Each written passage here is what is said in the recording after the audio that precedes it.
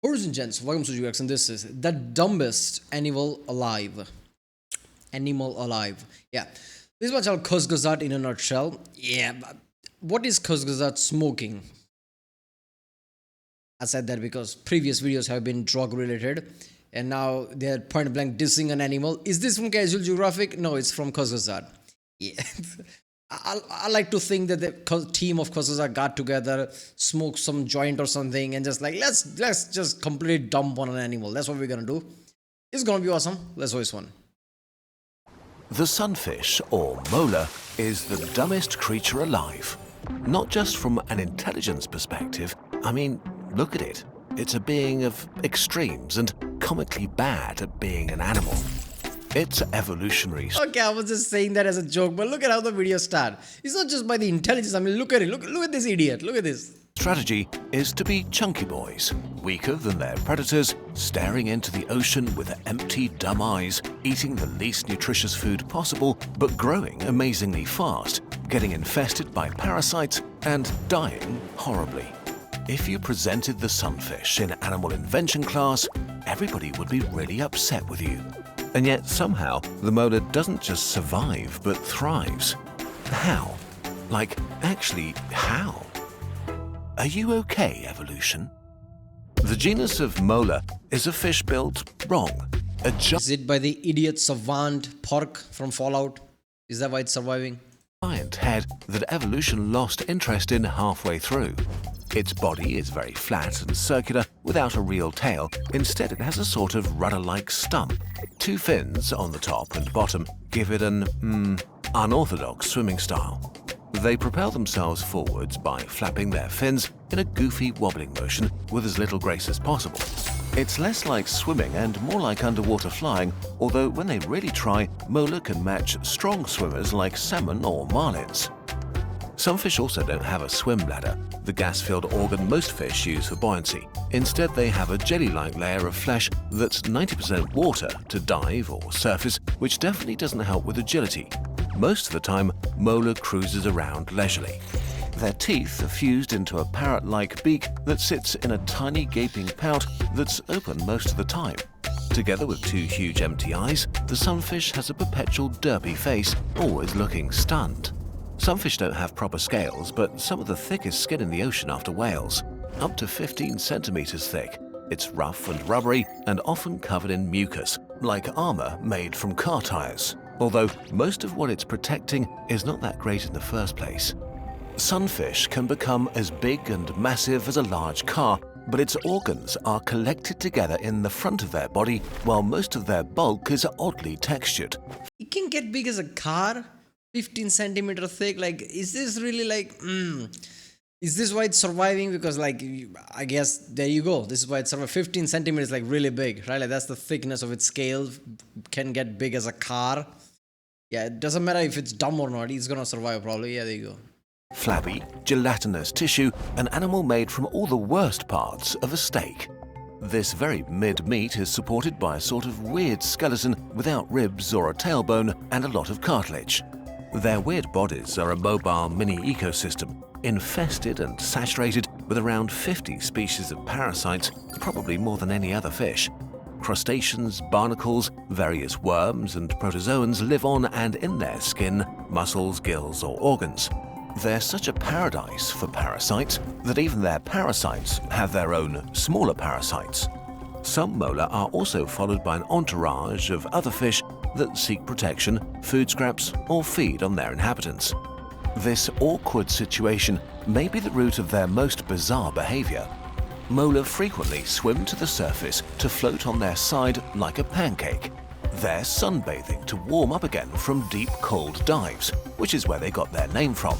But they also do it to present their body to seabirds like albatrosses. The birds start picking the parasites from the sunfish body, while smaller fish that live near the surface take care of the bottom half, cleaning them in exchange for a snack. While this is a great adaptation to their parasite infection, it sadly often leads to dead sunfish when they collide with boats. Since they're still cold and slow from the deep when they float on the surface, they can't react to anything coming at them. Once molar reach a certain size, most predatory fish seem to avoid them, probably wrongfully assuming their size means that they could fight back, and because their outsides are too tough.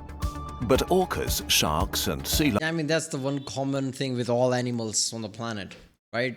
Size is everything. Size is why, like, usually, like, even there are animals try to puff them up. So, like, a bear or something gets scared away, or a lion gets scared away. Like, chances of that are slim, but you get the point. So, it doesn't matter where it is, like, this mentality always carries over. Even in humans, right? Like, nowadays, we're getting smarter and smarter, sure. But in general, like, even somebody's, like, really big, but someone who's really fat, people just assume he's gonna be, like, tougher to fight just because he's big. How does fat makes you stronger? I don't even know. But like people just assume that. Nowadays people are getting more smarter. Like, yeah, muscles is a different thing, fat is different. But yeah, even to this day, like if you ask somebody like, oh, he's just a big dude, I don't want to fight him. Yeah, he's not like Brock Lesnar or something. He's just like big as fat. lions sometimes attack and take a bite, usually only to say, "No thank you, I prefer starving to death." Because for big predators, some fish are watery, not very nutritious, cartilage-filled, parasite-ridden jelly donuts.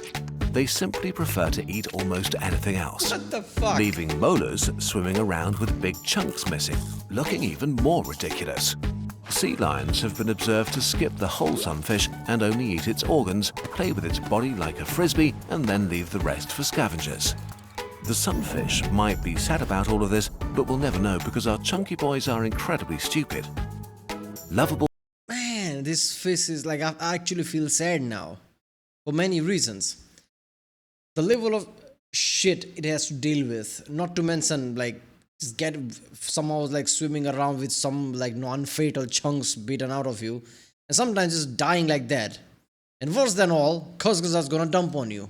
Like, can you catch a break at this point? Chunky, derpy idiots. Sunfish have one of the lowest brain-to-body ratios in the animal kingdom. A car-sized molar has a walnut-sized brain and only a tiny spine, so its mind runs an early alpha version of intelligence with updates disabled. If you look a sunfish deep in the eyes, you'll mostly see your reflection. Despite, or maybe because of their daftness, they're pretty gentle fish that show no aggression towards other larger animals and are friendly to humans. Sometimes they even approach divers or boats to check out what they are and to stare at them derpily.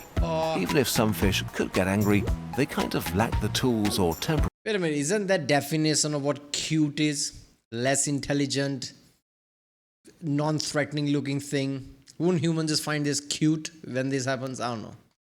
To hurt a human. Adult sunfish are loners that spend most of their lives drifting and wobbling through the ocean solo, although sometimes they come together to make babies. Spotting two sunfish making love is extremely difficult because they rendezvous in the deep ocean. But we know that their strategy is for 99.999% of their offspring to die. Female molar carry far more eggs than any other vertebrate on Earth, hundreds of millions of eggs in a single mating party. Sunfish eggs are tiny and float in the plankton where millions are eaten, starve, or don't even hatch. The larvae that do hatch are adorable rice grain-sized weirdos covered in little star-shaped spines with the derpy facial expression of adult sunfish. All kinds of predators gobble up these tiny molar by the millions, so to have any chance they need to become large quickly. Luckily, some fish have the most rapid and extreme growth of any animal. A larva can increase its weight 60 million times from hatching to adult. This is the equivalent of a human baby growing to the weight of an aircraft carrier. If you grow fast, you need a lot of nutritious food, and this is why molar have chosen to specialize on the dumbest meal available. The dumbest predator versus the dumbest prey. The sunfish found a truly remarkable ecological niche. If your prey is so pathetic that some other predators don't want to bother with it, you have it all for yourself. Molar are generalized predators with a focus on small and soft stuff. Their huge eyes can see incredibly well, especially in dim water, and they can sneak up on small prey. They have a huge aperture apparently. Very low full stop, right? Like 0.8 aperture or something. There you go. Can see very dark places. There's a Sony sensor. Or sift through drifting zooplankton. Mostly fish larvae, squids, shrimps, mollusks, starfish, small crustaceans, really any soft critter they can get to. but maybe their favorite meals are from the jelly kind of sea life, like jellyfish, ctenophores, and salps, which really is something since these are almost entirely water and have almost no calories. So to get any meaningful amount of nutrition, sunfish can mow through swarms of jellyfish, sometimes devouring thousands in a single day. Without a swim bladder, mola can dive very deep and surface quickly and freely, giving them a huge range, able to travel dozens of kilometers a day to graze on the seafloor or reefs, hunt for jelly in the deep, or consume plankton and algae near the surface. Mola are the cows of the ocean, huge and constantly floating around, slurping in high volumes of low-nutrient food. Since they don't really chew with their beak, sunfish have found another absurd way to eat: long, claw-like teeth in their throat. Mola suck in their prey, pull it through their throat teeth that prevent it from escaping, and maybe move it around and rip it apart like a slow-motion wood chipper. Okay, as much What the fuck? Man, evolution is insane in detail. Shit like this happens. Man, I get like, well, cause I was having fun with it, but like, it's not really dumbest animal if it can survive like this in that biome, right? It can go into deep ocean somehow, surface, it's as big as a car, and somehow it's finding a way to survive like this. Has a big eyes, which is an advantage, can see through darkness and everything. Yeah, obviously things are gonna fall through the cracks, right? Whenever we see like spectrum of like what is possibility, there are gonna be something at the edges of things, which is just weird. It's like big, but it's dumb, but it's basically dumb animal like that. I'm sure like Casual Geographic can make video about this on like some land animal who kind of fits this description. That's how things work. much as we're roasting the sunfish, and don't worry, it doesn't understand that we're making fun of it, actually it's kind of genius. Nature has a sense of humor and has left niches in the ecosystem that are best filled by being passive and bad at everything. Yeah, like I said, if you have spectrum of species, some of them are just not going to be fit to survive. So there's going to be holes in there. But there's going to be something sometimes which is like the edge of things, which is somehow surviving. Mola are derpy goofballs that are bullied by everyone. And while it is fun to call them dumb, actually they're a highly specialized and resilient species widely spread throughout the oceans of the world. A marvel of evolution. A truly genius creature. Based. And as the human gazes into the sunfish's eyes and wonders how evolution could produce such an ingenious My heritage DNA kit. Yeah, but people go to original video page link from there. Suppose this channel. This is the first time I've seen that from this channel. Okay. Yeah. The dumbest, I didn't see this coming. I just assumed like there's gonna be some like weird thing that's barely surviving. But no, this is like kind of dominant in a way. If it's that many in all oceans, that's fucking dominant, right? It's smart that it's smart in a way that it's surviving, right? At the places and eating things that nobody would touch. All right, who's dumb? The two things that are like really strong and powerful, intelligent, but somehow is like each other's throat and killing it, or somebody who's just ultimate opportunist and surviving. I don't know. Yeah, this was an interesting video, man. I didn't know this fish existed. It's even more fucked up to know like animals, like other fishes, and like can just take a chunk out of it and somehow it can survive. Obviously, like if it's fatal, it's not gonna survive. But that's just fucked up.